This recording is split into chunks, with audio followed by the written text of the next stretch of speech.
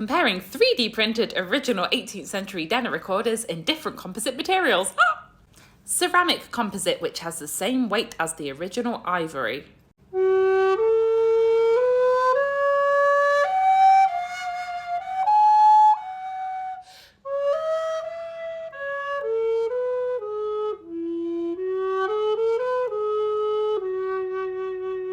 Nylon mixed with glass.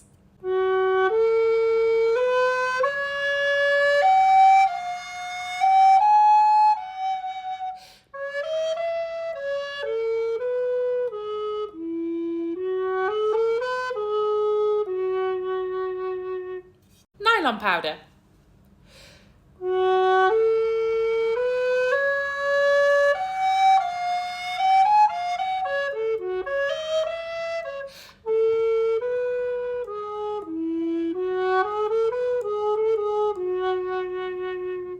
They have the same printed design, but the different materials give different weights and different smoothnesses on the inside.